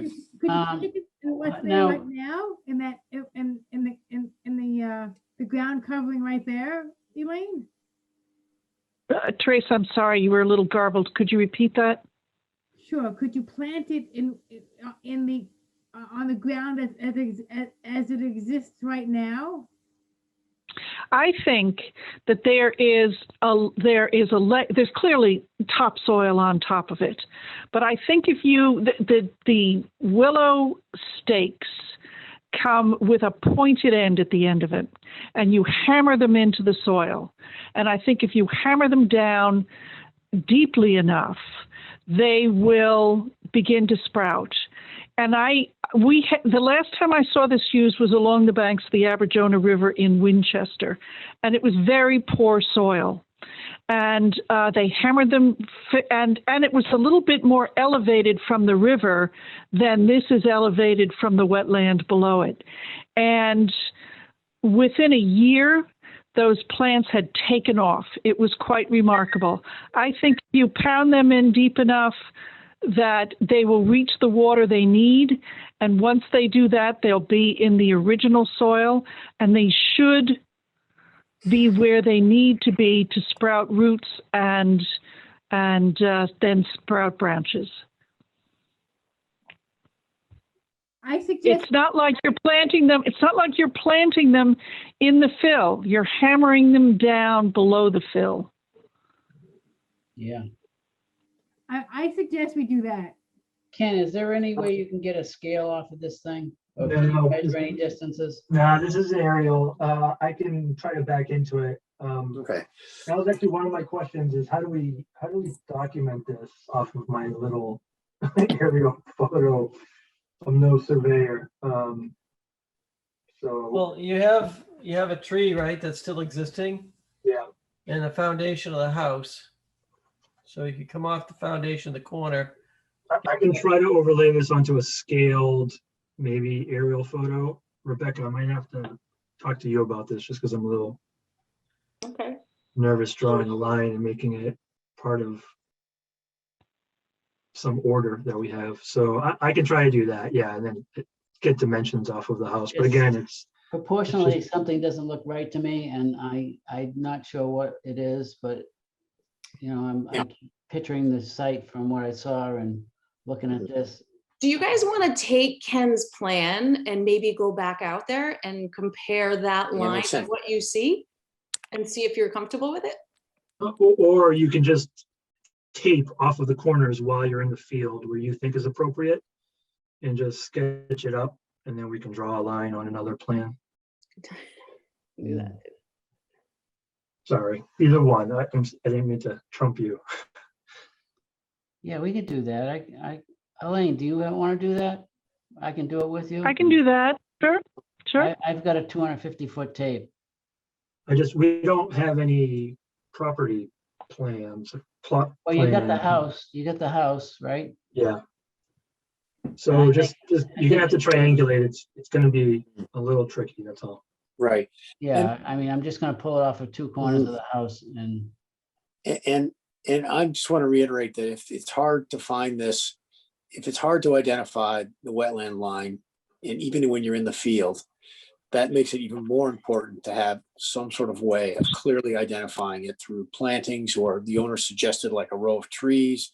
And Yeah. that would, and I also think that, I also want to reiterate that that wetland will have a better chance of restoring itself if some of the buffer zone that was degraded is also protected here, is dealt with, as part of an overall agreement with the owner, because I think it's fair, we're making accommodations, and I think but we're trying to get to a result, and I think that will help us get there. okay. So are we talking about a willow line on the wetland line that they I'm find? talking about a line that either one we can either identify the wetland line through either measuring the house and putting the willow things up, but also having something that would be further in, like a barrier, like a fence that would include some buffer zone so that it wouldn't really matter where the buffer zone ends and the wetland begins, because it would all be sort of in a way that would not be disturbed. So 25 feet away, close to the house from the willow line would be a line of trees, is what you're suggesting, Peter? Or something, or a rail fence, or something that would, and with an expectation that everything to the right of that. So I'm not saying that we plant willow trees in the buffer zone, but I'm saying that it would, that we provide an opportunity for the buffer. A no disturb area. Of, Yes, Of 20 yes, feet away from the willow plant. yes, and that would be marked, because if you don't want it to be disturbed, that's where you would want to have your, a barrier that would make it, that would make it clear that to the right of that shouldn't be used for anything.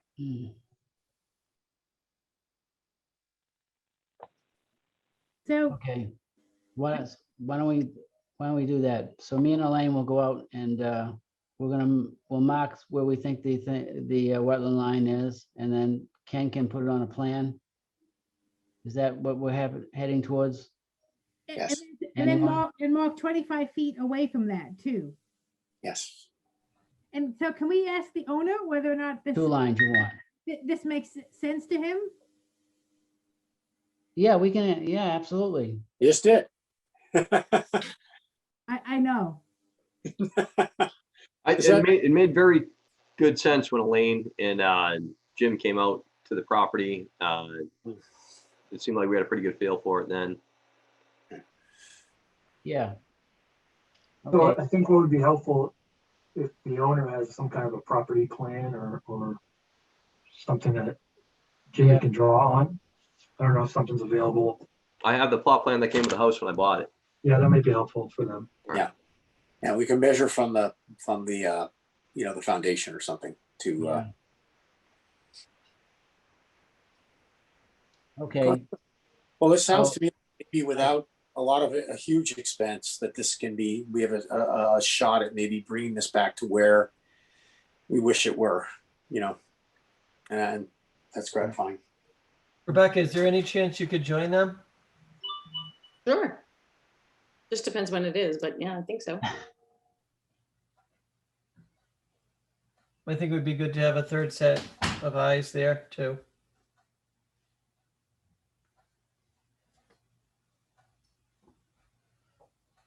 All right, so we'll organize between us the best day and time. Okay. Thank you. Thank you. All right. Have a nice. All right, is there any other items? There's nothing else on the agenda that I have, but I don't know if you have anything else, Rebecca? Um, I have a, oh, go ahead, Rebecca. Go ahead, Elaine. I have a request for tomorrow. Peter, can you give me your telephone number in case I need it? Yep, let me give you my cell, 617-538-5730. Yep. Can you give me those last 4 digits again? 5730. Okay, Teresa, can you give me yours? 617-285-8346. Savannah?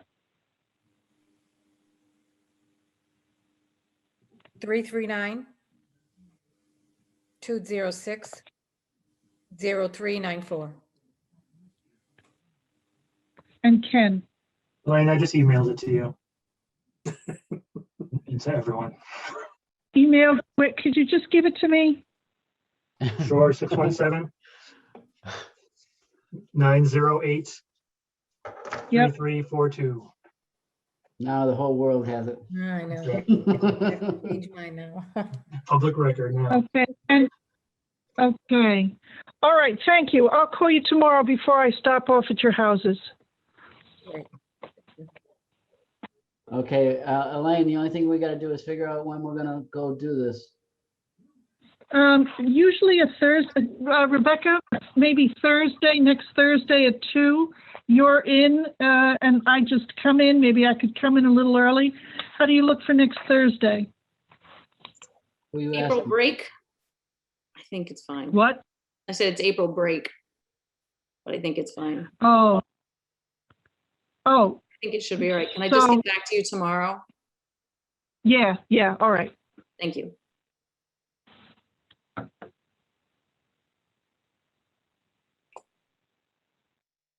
Elaine, did you have anything else while we've got you? No, thank you. I'm fine. Or Rebecca, anything else? Yes. Okay. So Judy and I were talking today, and real quick, we were talking about the building code that includes the setback for the streams. You guys remember this circulating? Yes. And I think from what I understand, and I think Judy has better information than I do. But from what I understand, they're considering removing that part of that code because it doesn't really apply to the building. So it's in the dimensional codes, I think. And so we were talking and thinking that perhaps it's an ideal time to introduce maybe a simple bylaw that covers the same thing. The timing might be good where they're presenting to remove a setback from a stream from one area, and perhaps it's easy to flip it over to another area saying we're going to remove it from the building section, but we're still going to preserve that area with this new conservation bylaw. Mhm. But that's all that the wetlands bylaws all would contain, just that one thing, Rebecca? No, I mean, I wouldn't suggest that. That would certainly be up to Right. you guys, but I guess what I'm getting at is where it's currently supposedly that area is protected and they're going to remove a protection layer. It might be the ideal time to introduce the same protection layer, but in a different, under a different department. So I guess that and Bill Renaud said that he wanted to bring that before the town in the fall to get it removed from the general bylaws in the town. But I mean, the thing is, we thought it's not necessary because that's already within our jurisdiction. I mean, we already look at this question. We don't need a second bylaw. I mean, we need zoning bylaws to do perhaps other things. But you don't, you have a policy of a 25-foot setback. You don't have a bylaw. So there's no, I mean, it's completely No appealable. enforcement abilities. Exactly. It's a policy, so it's not. I understand. What exactly is that code? Is it a 50-foot setback or Yes. something in the building code? Yes. Yes. Okay. From a stream, is that the happened- only criteria? A stream, yes. So not any other body of water, just a stream? A stream, which covers, perennial intermittent river, not Okay. the lake. So it's currently a duplication of protection, because what has happened with the applicants that have gone through it is the ZBA defers to the letter from conservation. Yeah, As- I agree. as- It shouldn't be in the zoning, bylaw. I mean, yeah, it should be our jurisdiction to I mean, there are handle no- as we see fit. Right. Because right now, it's just a duplicate permit process, which creates, really a financial burden for the smaller homeowner.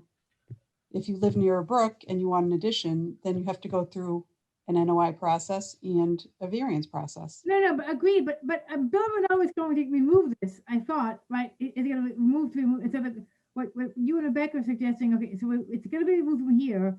So we need, as you say, Right. we need teeth in it, and we need a zoning a new wetlands bylaw that contains Correct. this, among other things. Yeah, I mean, I wouldn't weigh it down with too many things. I don't know what you were looking at to add. Well, didn't the town, again, when I wasn't on the commission, try to pass a wetlands bylaw? And wasn't it defeated? Yes, right. It was all about the fines that were associated. That was the biggest sticking point. That was a really long time ago too. It was a long time ago. Yeah, Yeah, it was probably like 25 years ago. yeah. It wasn't when I was on the commission 25 years ago, so it must have happened in between. I know, it was before me, and I took over for you, so. So it must maybe it have- was before me then. Yeah, that Yeah, it was, yeah. longer than that. I mean, I think Wakefield is probably one of the only towns that does not have a bylaw. That's I true. mean, most towns do. No, and I Every think it's a good contiguous idea. town I'm just does. wondering whether we should try to do more than that one thing, that's all. So I think when Judy and I were talking, it was not so much about covering this one particular detail. It was more about this might be the right time to present a bylaw Oh, where you're saying, and I don't know what it'd be. Obviously, we would discuss that. You can read other ones, see where you want to go. You want to make it big, you want to make it small, it includes fines, it doesn't include fines, all of that to be worked out. I was just thinking more along the lines of where this is going to be a conversation at town meeting. They're going to remove this regulation here about stream setbacks. The next conversation at the town meeting would be great if it were, okay, so we just took that out of there. This is how we're gonna cover the same protection level, but we're gonna do it differently under the appropriate department. I just think it's a good transition to have. Yeah, And it no, might that- be more palatable to people where they don't feel like they're already getting more regulation on them. Instead, you're saying, I'm kind of sort of moving it from this block to this block. It's similar. Yeah, I like the logic. It's streamlining the process. Yes. And it's based on regulations that are backed by science. So it's, Plus, this is worse than what you think, because it's 50 feet from the bank, and the bank can be is the first observable break and slope. So if it's top of bank, you could be way more than 50 feet. You could be hundreds of feet. So it's worse than really. I don't even think they're interpreting it that way in the building department. no, because it's deferring to the conservation recommendation. Yeah. So I mean, it's more. It could, it's falsely saying 50 feet. It could be Right. much more than that. Yeah, there's no Which science is something behind that. someone might not want to see if you've got an issue. So I think it would be a good time to do this. I do too. And I also think flooding is, although we're in a drought, but flooding is always a hot topic. And where perhaps 25 years ago, when they talked about the bylaw, then there wasn't as much development and people weren't feeling like their yards are getting flooded, or, situations where they live next to a brook and they didn't get flooded before, but now all the new development has created a situation where they now feel they get water that they didn't get before. So part of the bylaw would be to tackle that type of issue. So perhaps it is the right time. That's up to you guys. I don't know. But I mean, if you're interested in it, I would suggest maybe looking at some of the other towns that are similar to Wakefield and seeing what they put in there. They're all listed on the MACC website. I put together a spreadsheet that I sent out. Yeah, could you resend that? Sure. Yes, thank you. And a spreadsheet including copies of the wetland bylaws, Judy, Copies of what? of the bylaws. I could, I mean, they're all very lengthy. But They're all basically the MACC same. it's No, summarized. MACC has a model bylaw if you want to start with that. Mhm. That makes sense.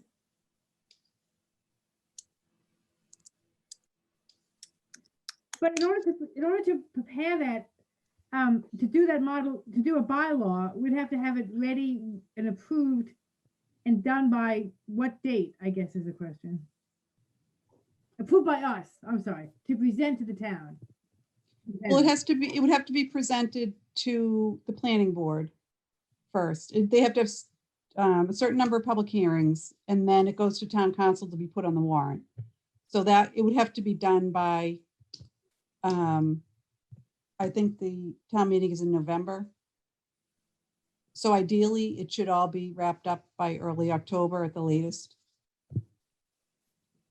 And that means getting to the planning board way before then. Right, which isn't, I mean, I don't think that's a big hurdle. It's just making a presentation. I think it's a great idea. I think it's a lot of work to do, but not that we can't do it. But using Thank the you. template, I don't think it's, Yeah, we're not reinventing the wheel. There's right, so many towns that have done this, and the template is there. right. And every contiguous town has bylaws for probably two rows out around Wakefield. Mhm. And that's really a shame.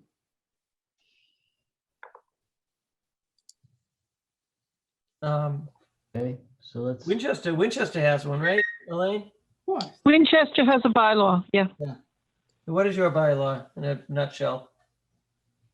Well, the reason we adopted a bylaw was to cover things, of course, that the Wetlands Protection Act regulations doesn't have.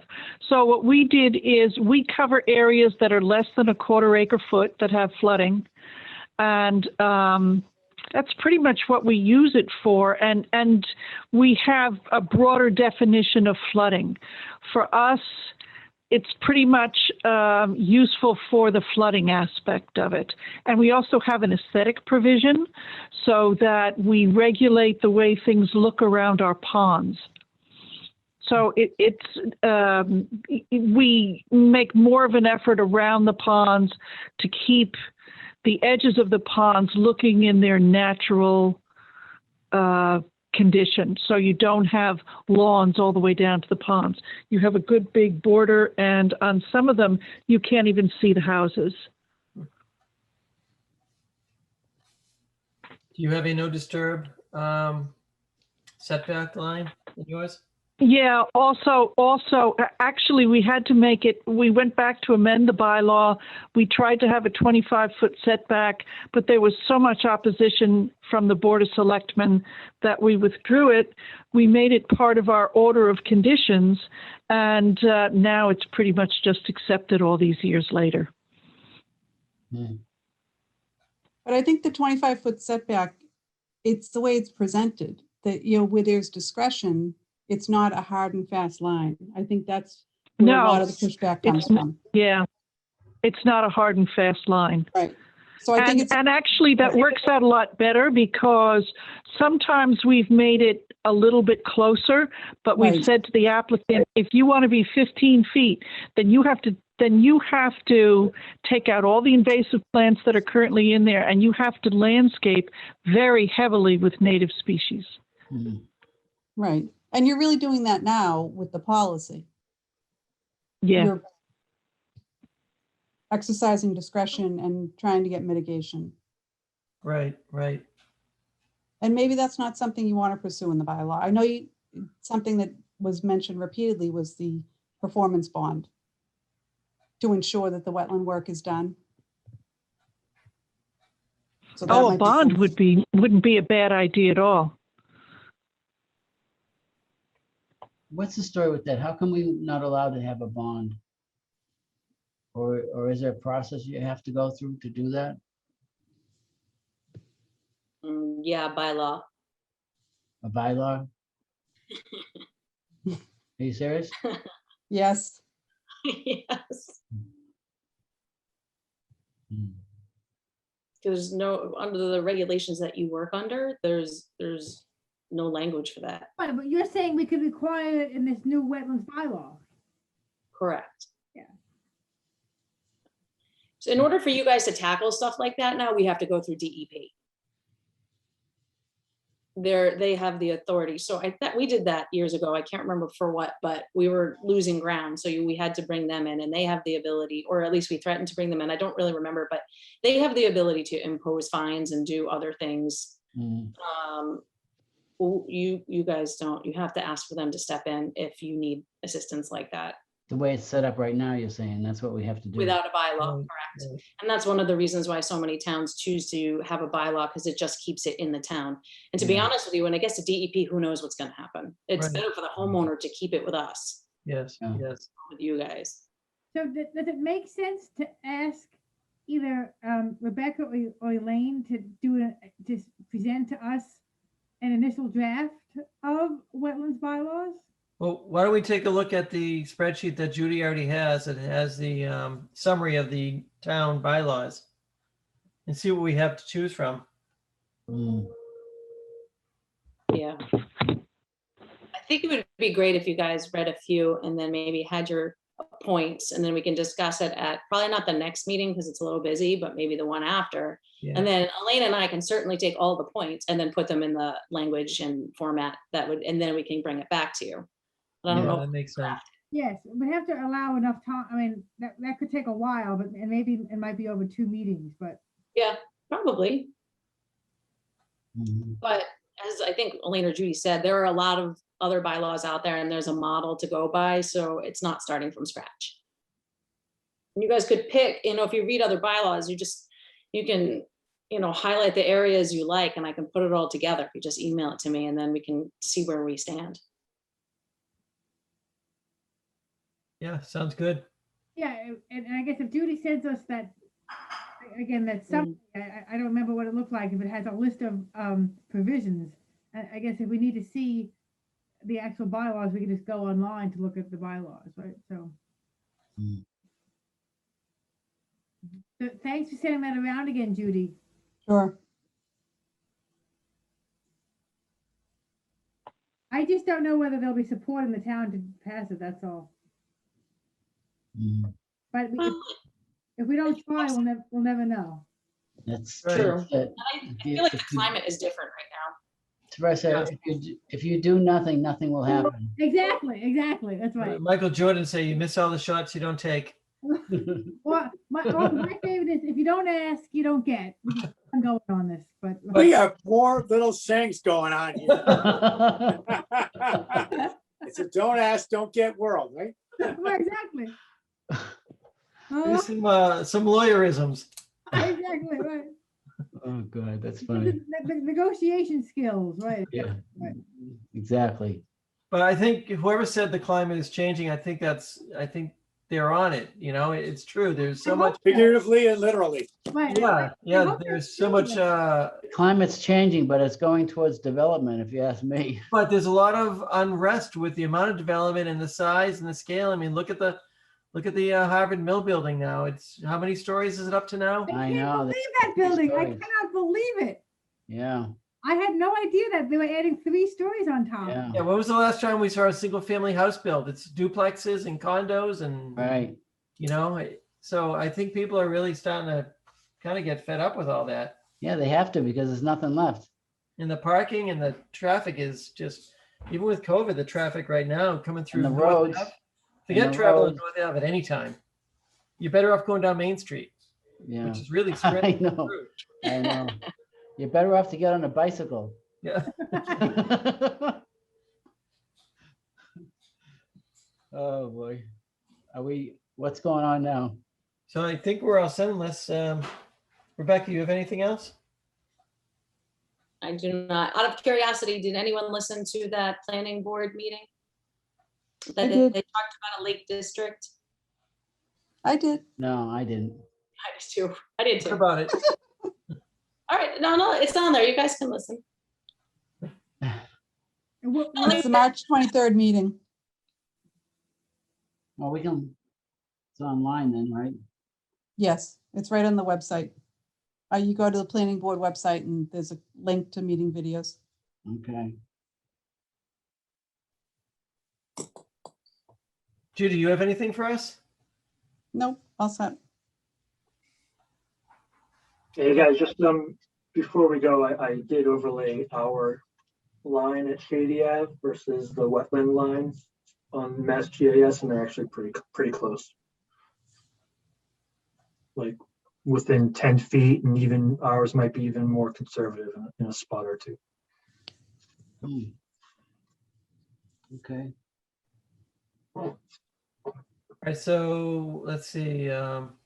Rebecca, Jimmy, and Elaine are gonna come up with a time and date to go back out to Shady Ave. Judy's gonna send us that spreadsheet again with the summary of the bylaws of Ken, the can you local take towns. that plan and send it to us? Yeah, I'll clean it up. Sorry, Bob. Okay. Anything else? So if not, do we have? Don't, wait a minute. Someone's gonna get me a plan, right, of this house? The owner was gonna do that? Give me Yes. a plot plan. Correct.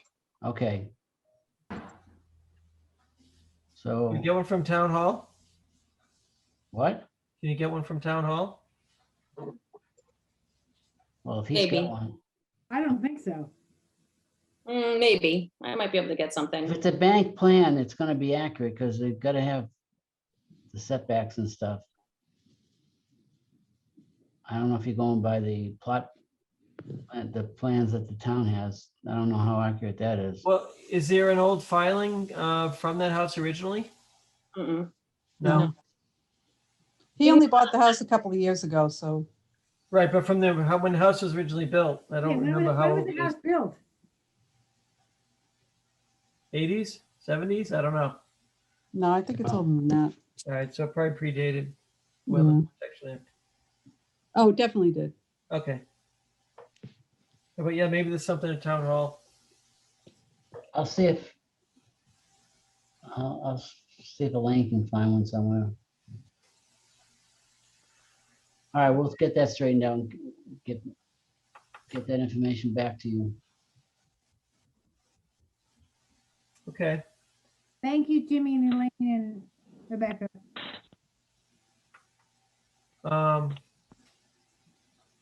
In case anybody didn't know that Peter, Teresa, and I were all reappointed. So this isn't our second to last meeting. Right, that's right. Actually, wait a minute, we actually have 2 more this month. We have next Thursday and the following Thursday. Yeah, So next Thursday is our regularly scheduled meeting, and then the following Thursday is the presentation we have. okay. All right, anything else? If not, I'll take a motion to adjourn. Motion to adjourn. Is there a second? Second, Jimmy, Yes. Ken, Yes. Teresa, Yes. Silvana. Yes, I said yes. Okay, Peter. yes. And I also vote yes. Meeting is adjourned. We'll see, talk to everybody next Thursday.